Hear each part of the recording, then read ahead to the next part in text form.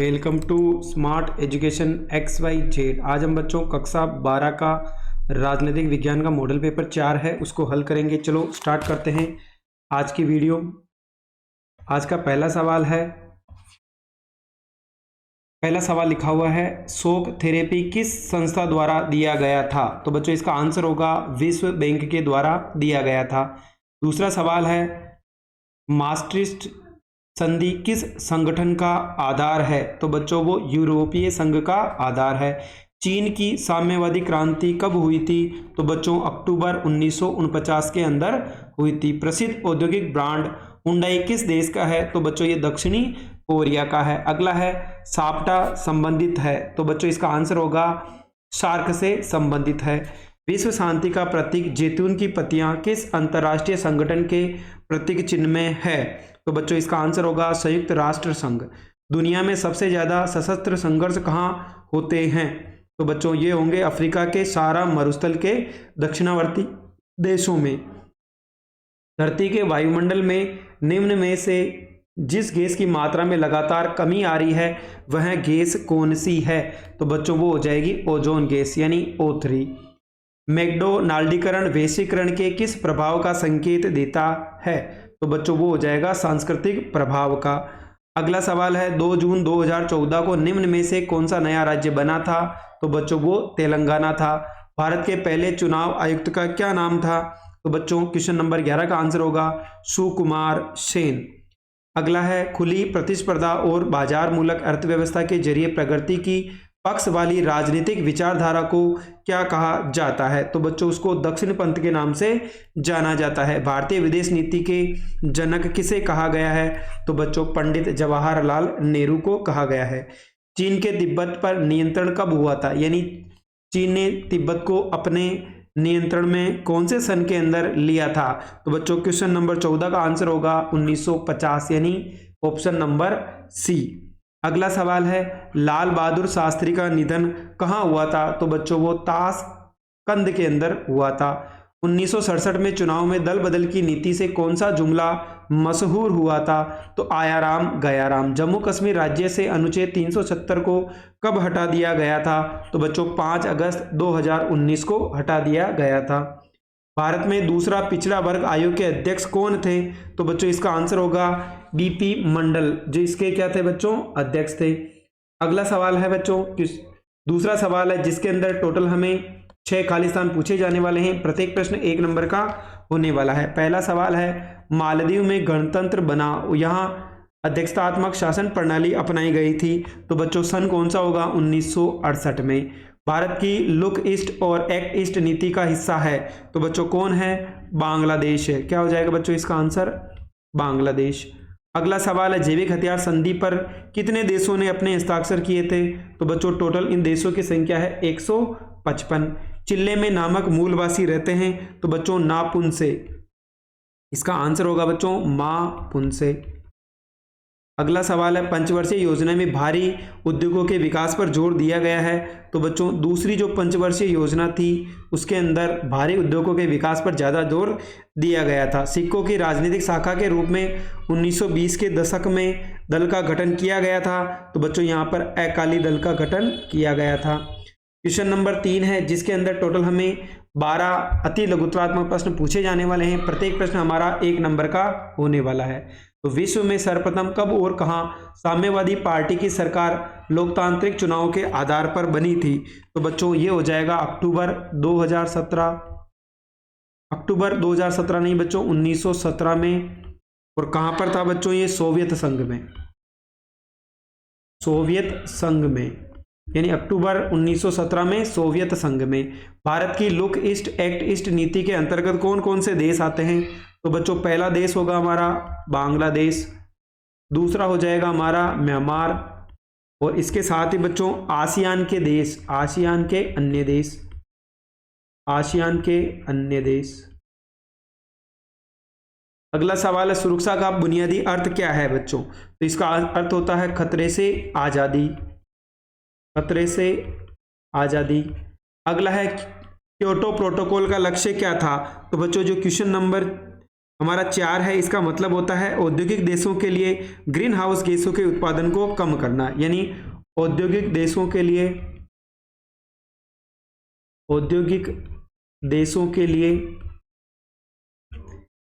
लिए green house गैसों के उत्पादन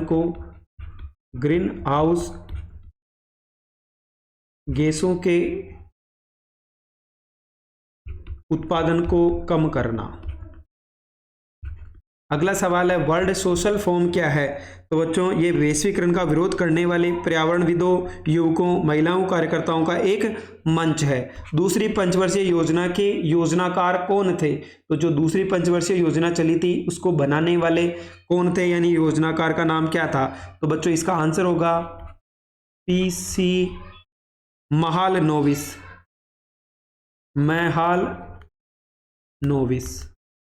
जो इसके क्या थे बच्चों? योजनाकार थे। भारत द्वारा दूसरा परमाणु परीक्षण किस सन के अंदर किया गया था? तो मई 1998 के अंदर किया गया था। अगला है प्रिवी पर्स से क्या तात्पर्य है? तो बच्चों भूतपूर्व देशी राजाओं के लिए दिए जाने वाले विशेष भत्ते को प्रिवी पर्स के नाम से जाना जाता है। अगला है लाल डेंगा किस दल के नेता थे? यानी हमें बताना है कि जो लाल डेंगा है वो किस दल के नेता थे? तो मिजो नेशनल फ्रंट के। आंसर होगा मिजो नेशनल फ्रंट। अगला सवाल है भारत के राजनीतिक दलों की मान्यता देने वाली संस्था का क्या नाम है?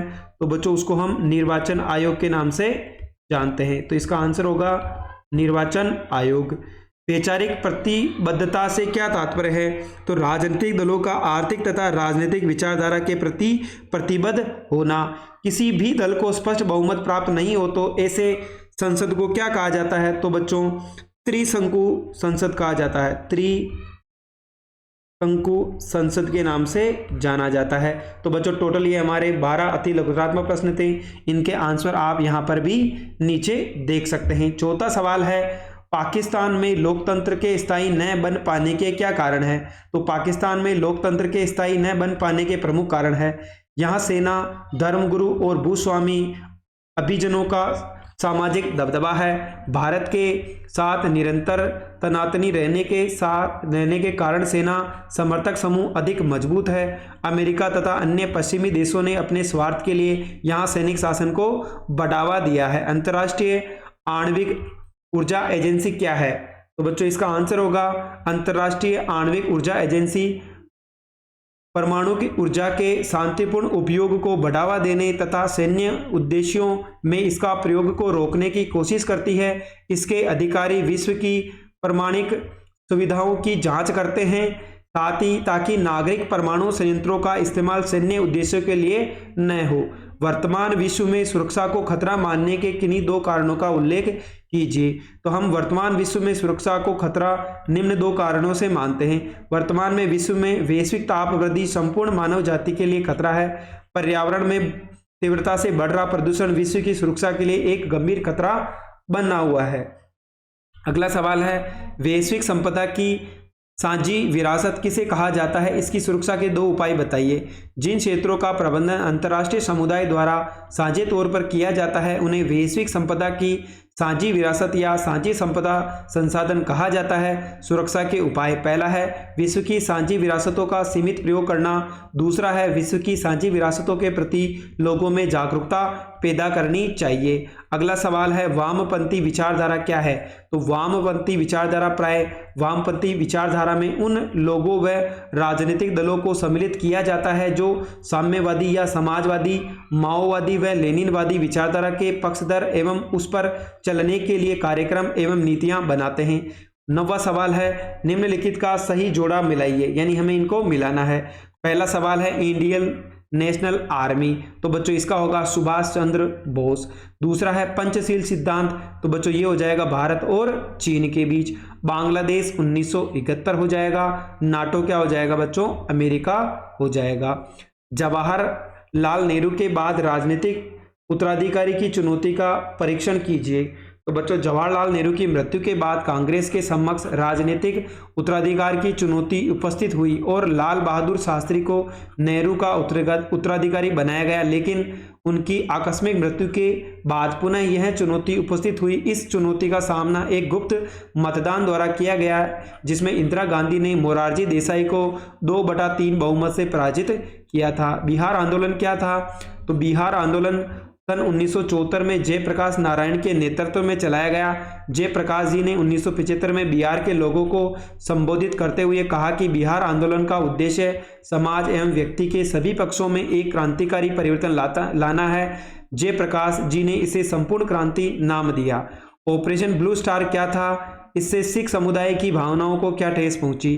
तो सन 1984 में अमृतसर के स्वर्ण मंदिर में भारत सरकार द्वारा की गई सैन्य कार्रवाई को ऑपरेशन ब्लू स्टार कहा जाता है। इस कार्रवाई को दुनिया भर के सिखों ने अपने धार्मिक विश्वास पर हमला माना था। भारत में वामपंथी व दक्षिणपंथी राजनीतिक दलों की विचारधाराओं में कोई दो अंतर लिखिए। तो वामपंथी तथा दक्षिणपंथी राजनीतिक दलों की विचारधारा में अंतर। वामपंथी दल धर्मनिरपेक्षता, सामाजिक आर्थिक न्याय, राष्ट्रीयकरण आदि का समर्थन करते हैं, जबकि दक्षिणपंथी दल भारतीय संस्कृति, प्रबल राष्ट्रवाद, उदारीकरण, भूमंडलीकरण की नीतियों का समर्थन करते हैं। वामपंथी दल सार्वजनिक क्षेत्र के समर्थक है, जबकि दक्षिणपंथी दल निजी क्षेत्र के समर्थक है। अगला है बच्चों दीर्घ उत्तरीय प्रश्न है, जिसके अंदर बोला है दक्षिण पूर्वी एशियाई राष्ट्रों ने आसियान के निर्माण की पहल क्यों की? अथवा का सवाल है जापान की अर्थव्यवस्था पर प्रकाश डालिए। तो दक्षिण पूर्वी एशियाई राष्ट्रों द्वारा आसियान के निर्माण के कारण दूसरे विश्व युद्ध से पहले उसके दौरान दक्षिण पूर्वी एशियाई राष्ट्र यूरोपीय एवं जापानी उपनिवेशवाद के शिकार हुए तथा भारी राजनीतिक और आर्थिक कीमत चुकाई। युद्ध के बाद इन्हें राष्ट्र निर्माण, आर्थिक पिछड़ेपन तथा गरीबी जैसी समस्याओं का सामना करना पड़ा। शीत युद्ध काल में इन्हें किसी एक महाशक्ति के साथ जाने के दबाव भी झेलना पड़ा था। परस्पर टकराव की स्थिति में ये देश अपने आप को संभालने की स्थिति में नहीं थे। गुट निरपेक्ष आंदोलन तीसरी दुनिया के देशों में सहयोग तथा मेलजोल कराने में सफल नहीं रहा था। अथवा का सवाल है जापान की बढ़ती अर्थव्यवस्था को हम निम्न बिंदुओं के द्वारा समझ सकते हैं। द्वितीय विश्व युद्ध के बाद से जापान ने तीव्र गति से विकास किया। 1964 में जापान आर्थिक सहयोग एवं विकास संगठन organisation for economic cooperation and development का सदस्य बन गया। 2017 में जापान की अर्थव्यवस्था विश्व की तीसरे सबसे बड़ी अर्थव्यवस्था थी।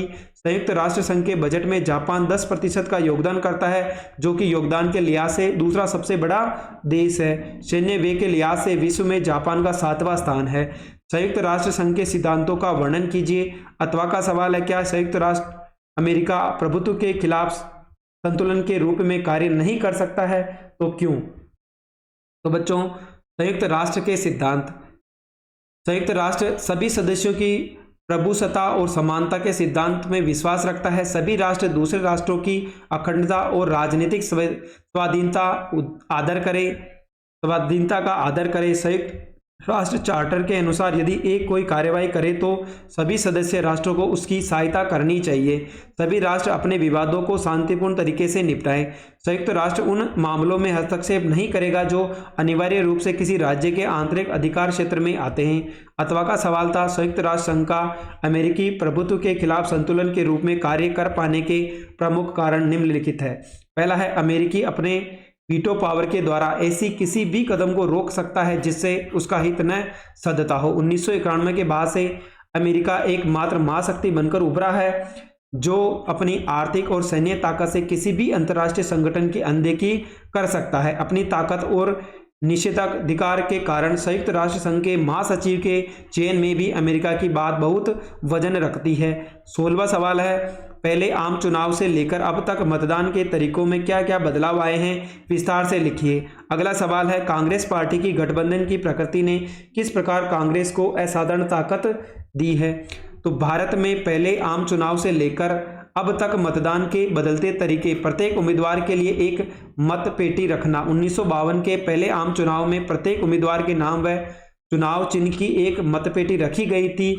हर मतदाता को एक खाली मतदान दिया गया जिससे उसने अपने पसंद के उम्मीदवार को मत पेटी में डाला। शुरुआती 2 चुनावों के बाद यह तरीका बदल गया। सामान्य मत पेटी और मतपत्र पर प्रत्येक उम्मीदवार का नाम व चुनाव चिन्ह। बाद के चुनावों में मतपत्र पर हर उम्मीदवार का नाम चुनाव चिन्ह अंकित किया गया। मतदाता को मतपत्र में अपने पसंद के उम्मीदवार के नाम के आगे मोहर लगानी होती थी। इलेक्ट्रॉनिक वोटिंग मशीन का प्रयोग। सन 1990 के दशक के अंत में चुनाव आयोग ने इलेक्ट्रॉनिक वोटिंग मशीन का प्रयोग शुरू कर दिया। इसमें मतदाता अपने पसंद के उम्मीदवार के सामने दिए गए बटन को दबा देते हैं। अथवा का सवाल था, कांग्रेस पार्टी की गठबंधनी प्रकृति ने निम्न प्रकार से कांग्रेस को असाधारण ताकत दी है। पहला है सर्वसमावेशी। कांग्रेस की गठबंधनी प्रकृति ने उसे नमनीयता प्रदान की तथा अतिवादिता को परे रखा, उसे सहनशील तथा सर्वसमावेशी बनाया। विपक्ष के समक्ष कठिनाइयां पैदा की। कांग्रेस की गठबंधनी प्रकृति ने विपक्ष के समक्ष कठिनाइयां पैदा की। नेताओं की महत्वाकांक्षाओं का समावेश करना। कांग्रेस की गठबंधन प्रकृति विभिन्न समूह तथा नेताओं की महत्वाकांक्षाओं को भी स्पष्ट समाविष्ट करने की क्षमता रखती थी। पार्टी से अलग होने की प्रवृत्ति का पर रोक। कांग्रेस की गठबंधन की प्रवृत्ति ने पार्टी के असंतुष्ट गुटों के नेताओं में पार्टी से अलग होने की प्रवृत्ति को विकसित होने से रोका है। अगला सवाल है, भारत में प्रतिबद्ध न्यायपालिका के लिए सरकार द्वारा किए गए किन्हीं 3 प्रयासों का उल्लेख कीजिए। अथवा का सवाल है, आपातकाल के सबकों का उल्लेख कीजिए। तो भारत में वचनबद्ध न्यायपालिका के उदाहरण। भारत में वचनबद्ध न्यायपालिका के प्रमुख उदाहरण निम्नलिखित है। पहला है, न्यायाधीशों की नियुक्ति में वरिष्ठता की अनदेखी। 1973 में श्रीमती गांधी जी ने वचनबद्ध न्यायपालिका के लिए न्यायाधीशों की नियुक्ति में 3 वरिष्ठ न्यायाधीशों की वरिष्ठता की अनदेखी करके श्री A.N. रे को सर्वोच्च न्यायालय का मुख्य न्यायाधीश नियुक्त किया। आपातकाल के दौरान न्यायपालिका स्वतंत्र होकर नागरिक अधिकारों की रक्षा में सक्रिय भूमिका नहीं निभा पाई। न्यायाधीशों का स्थानांतरण। श्रीमती गांधी ने प्रतिबद्ध न्यायपालिका के लिए न्यायाधीशों के स्थानांतरण का सहारा लिया। अथवा का सवाल था, आपातकाल के सबक। आपातकाल से भारतीय राजनीतिक अर्थव्यवस्था को निम्न सबक मिले। विरोधी दलों तथा मतदाताओं ने अपनी राजनीतिक जागृति दिखाई। इससे साबित हो गया कि बड़े से बड़ा तानाशाह नेता भी भारत से लोकतंत्र विदा नहीं कर सकता। आपातकाल के बाद संविधान में अच्छे सुधार किए गए। अब आपातकाल सशक्त स्थिति में लगाया जा सकता था। ऐसी तभी हो सकता था जब मंत्रिमंडल लिखित रूप से राष्ट्रपति को ऐसा परामर्श दे। आपातकाल में भी न्यायालयों में व्यक्ति के नागरिक अधिकारों की रक्षा करने की भूमिका सक्रिय रहेगी और नागरिक अधिकारों की रक्षा तत्परता से होने लगी। अगला सवाल है बच्चों, जिसके अंदर हमें निबंधात्मक प्रश्न पूछे गए हैं। तो बच्चों यहाँ पर होगा हमारा, सोवियत संघ का विघटन क्यों हुआ, इस विघटन के परिणाम लिखिए। अथवा का सवाल है, शोक थेरेपी क्या है। उत्तर, साम्यवादी सत्ताओं पर इसके परिणाम का आकलन कीजिए। तो सोवियत संघ के विघटन तथा पतन के उत्तरदायी कारक। सोवियत संघ के विघटन या पतन के प्रमुख उत्तरदायी कारक निम्नलिखित थे। सोवियत संघ की राजनीतिक आर्थिक संस्थाएं अपनी आंतरिक कमजोरियों के कारण लोगों की आकांक्षाओं को पूरा नहीं कर सकी। सोवियत संघ ने अपने संसाधन, परमाणु हथियार, सैन्य साजो सामान तथा पूर्वी यूरोप के अन्य पिछलगू देशों के विकास पर भी खर्च किए ताकि वे सोवियत नियंत्रण में बने रहे। इससे सोवियत संघ का गहरा आर्थिक दबाव बना और सोवियत व्यवस्था इसका सामना नहीं कर सकी। अगला है, सोवियत संघ के पिछड़ेपन की पहचान से वहां के लोगों को राजनीतिक मनोवैज्ञानिक रूप से धक्का लगा। कम्युनिस्ट पार्टी जनता के प्रति उत्तरदायी नहीं रह गई थी। गोर्बाचेव ने देश में स्वतंत्रता, समानता, राष्ट्रीयता व प्रभुत्व व एकता के वातावरण को तैयार किए बिना ही पुनर्गठन व खुलापन जैसी महत्वपूर्ण नीतियों को लागू कर दिया गया। सोवियत संघ के विघटन के परिणाम। विश्व राजनीति पर सोवियत संघ के विघटन के गंभीर परिणाम रहे। सोवियत संघ के विघटन के परिणाम स्वरूप शीत युद्ध समाप्त हो गया तथा हथियारों की दौड़ भी समाप्त हो गई। अब संयुक्त राज्य अमेरिका विश्व की एकमात्र महाशक्ति बन गया तथा विश्व पर उसका वर्चस्व स्थापित हो गया। अब पूंजीवादी अर्थव्यवस्था अंतर्राष्ट्रीय स्तर पर प्रभुत्वशाली अर्थव्यवस्था बन गई। तृतीय विश्व में साम्यवादी विचारधारा का प्रचार प्रसार रुक गया। सोवियत संघ के विघटन के परिणाम स्वरूप विश्व में 15 स्वतंत्र और संप्रभु राज्यों की संख्या में बढ़ोतरी हुई। तृतीय विश्व को अब नए उपनिवेशवाद के खतरे का सामना करना पड़ रहा है तथा मध्य पूर्व के तेल भंडारों का अमेरिका ने अपना एक छत्र प्रभुत्व स्थापित कर लिया है। अथवा का सवाल था, शोक थेरेपी से आशय। शोक थेरेपी का आशय है कि धीरे धीरे परिवर्तन न करके एकदम आमूल चूल परिवर्तन के प्रयत्नों को लादना रूसी गणराज्य में इसके तहत तुरंत फुरत निजी स्वामित्व, मुक्त व्यापार, वित्तीय खुलापन तथा मुद्रा परिवर्तनीयता पर बल दिया गया। शोक थेरेपी के क्या परिणाम है? तो बच्चों यहाँ पर होगा शोक थेरेपी 1990 में अपनाई गई। शोक थेरेपी के निम्नलिखित परिणाम निकले। अर्थव्यवस्था का तहस नहस होना। शोक थेरेपी से सोवियत संघ के पूर्व क्षेत्र की अर्थव्यवस्था तहस नहस हो गई। रूस में पूरा का पूरा राज्य नियंत्रित औद्योगिक ढांचा चरमरा उठा। लगभग 90% उद्योगों को निजी हाथों या कंपनियों को बेचा गया। आर्थिक ढांचे का पुनर्निर्माण चूंकि सरकार द्वारा निर्देशित औद्योगिक नीति के स्थान पर बाजार की ताकतों पर किया जा रहा था, इसलिए यह एकदम सभी उद्योगों को मटियामेंट करने वाला साबित हुआ। इसे इतिहास की सबसे बड़ी गरम सेल के नाम से जाना जाता है, क्योंकि गराज सेल के नाम से जाना जाता है, क्योंकि महत्वपूर्ण उद्योगों को औने पौने दामों में निजी हाथों में बेच दिया गया था। दूसरा है रूसी मुद्रा में गिरावट। शोक थेरेपी के कारण रूबल को भारी गिरावट का सामना करना पड़ा। इस गिरावट के कारण मुद्रास्फीति इतनी ज्यादा बढ़ गई कि लोगों ने जो पूंजी जमा कर रखी थी वह धीरे धीरे समाप्त हो गई और लोग कंगाल हो गए। खाद्यान्न सुरक्षा की समाप्ति। शोक थेरेपी के परिणाम स्वरूप सामूहिक खेती प्रणाली समाप्त हो चुकी थी। अब लोगों की खाद्यान्न सुरक्षा व्यवस्था भी समाप्त हो गई। रूस ने खाद्यान्न का आयात करना शुरू कर दिया। वैकल्पिक व्यापारिक ढांचे का अभाव। शोक थेरेपी के कारण पुराना व्यापारिक ढांचा तहस नहस हो गया, लेकिन इसकी जगह कोई वैकल्पिक व्यवस्था नहीं हो पाई। समाज कल्याण की समाजवादी व्यवस्था का खात्मा। शोक थेरेपी के परिणाम स्वरूप रूस तथा अन्य राज्यों में गरीबी का दौर बढ़ता ही चला गया तथा वहां अमीरी और गरीबी के बीच विभाजन रेखा बढ़ती चली गई। लोकतांत्रिक संस्थाओं के निर्माण को प्राथमिकता नहीं। शोक थेरेपी के अंतर्गत लोकतांत्रिक संस्थाओं का निर्माण हड़बड़ी में किया गया, फलस्वरूप संसद अपेक्षाकृत कमजोर संस्था रह गई। 19वां सवाल है वैश्वीकरण के आर्थिक प्रभावों की विवेचना कीजिए। वैश्वीकरण की व्याख्या कीजिए। वैश्वीकरण को बढ़ावा देने में प्रौद्योगिकी का क्या योगदान रहा है? तो वैश्वीकरण के आर्थिक प्रभाव। वैश्वीकरण के आर्थिक प्रभावों को मोटे रूप से निम्नलिखित दो भागों में विभाजित किया गया। वैश्वीकरण के सकारात्मक आर्थिक प्रभाव। वस्तुओं के व्यापार में वृद्धि। वैश्वीकरण ने देशों में आयात प्रतिबंधों को कम किया, जिससे संपूर्ण विश्व में वस्तुओं के व्यापार में वृद्धि हुई है। पूंजी के प्रवाह में वृद्धि। वैश्वीकरण के कारण संपूर्ण विश्व में पूंजी के प्रवाह में वृद्धि हुई है, क्योंकि अब धनी देश के निवेशकर्ता अपने धन को अपने देश के स्थान पर अन्य देश में भी निवेश कर सकते हैं। विचार प्रवाह में वृद्धि। वैश्वीकरण के कारण विचार प्रवाह विश्व में आबाद हो गया। इंटरनेट इसका एक स्पष्ट उदाहरण है। व्यक्तियों के आवागमन में वृद्धि। वैश्वीकरण के कारण अब एक देश के लोग दूसरे देश में रोजगार, शिक्षा, व्यापार हेतु आ जा रहे हैं। यद्यपि लोगों का आवागमन वस्तुओं व पूंजी के प्रवाह की तुलना में कम है। अगला है पांचवा पारस्परिक जुड़ाव का बढ़ना। आर्थिक वैश्वीकरण के कारण लोगों में पारस्परिक जुड़ाव बढ़ रहा है। पारस्परिक निर्भरता अब तीव्र हो गई है। आर्थिक समृद्धि का बढ़ना। वैश्वीकरण के कारण लोगों की आर्थिक समृद्धि व खुशहाली बढ़ी है। वैश्वीकरण के नकारात्मक आर्थिक प्रभाव। सरकारों द्वारा सामाजिक न्याय की उपेक्षा। आर्थिक वैश्वीकरण के कारण सरकारें अपनी सामाजिक न्याय की जिम्मेदारियों से अपना हाथ खींच रही है। इससे कमजोर वर्ग की स्थिति बदहाल हो रही है। गरीब देशों के लिए अहितकर। वैश्वीकरण के चलते गरीब देश आर्थिक रूप से बर्बाद हो रहे हैं। पुनः उपनिवेशीकरण का भय। विश्व के कुछ अर्थशास्त्रियों ने चिंता जाहिर की है कि आर्थिक वैश्वीकरण धीरे धीरे विश्व को पुनः उपनिवेशीकरण की ओर ले जा रहा है। अथवा का सवाल है वैश्वीकरण से आज से। अवधारणा के रूप में वैश्वीकरण मौलिक रूप से प्रवाह से संबंधित है। ये प्रवाह कई तरह के हो सकते हैं। दुनिया के एक हिस्से से दूसरे हिस्से में जाने वाले विचार, दो या दो से अधिक स्थानों के बीच पूंजी का टकराव, सीमाओं के पार होने वाली वस्तुओं और दुनिया के विभिन्न भागों में बेहतर आजीविका की तलाश में घूम रहे लोग। विश्वव्यापी अंतर संबंध एक महत्वपूर्ण तत्व है जो इन निरंतर प्रवाह के परिणाम स्वरूप बना तथा टिका हुआ है।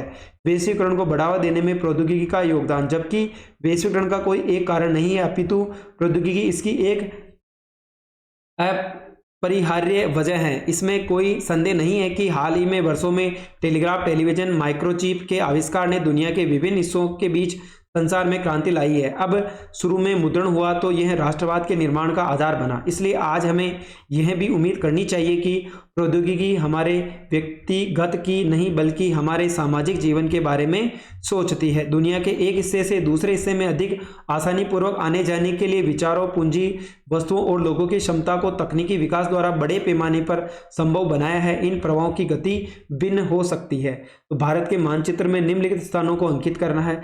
उत्तराखंड, मेवाड़, अंडमान और निकोबार द्वीप समूह और दिल्ली। तो बच्चों भारत की राजधानी दिल्ली यहाँ पर स्थित है। हमारा जम्मू कश्मीर यहाँ पे आ जाएगा, नागालैंड यहाँ पर स्थित है और आंध्र प्रदेश यहाँ आ जाएगा। अगला है बच्चों, अगर हम बात करें तो बनारस, बड़ौदा, कोल्हापुर और मुंबई भरना है। तो बच्चों बड़ौदा गुजरात के अंदर आ गया, हमारा मुंबई और कोल्हापुर किस में आ जाएगा बच्चों, हमारा जो महाराष्ट्र है उसके अंदर आ जाएगा और यूपी में हमारा बनारस आ जाएगा। तो बच्चों ये कक्षा 12 का राजनीतिक विज्ञान का मॉडल पेपर 4 था। अगर आपको हमारी मेहनत पसंद आई हो तो चैनल को लाइक करें, सब्सक्राइब करें और अपने दोस्तों के साथ भी शेयर करें।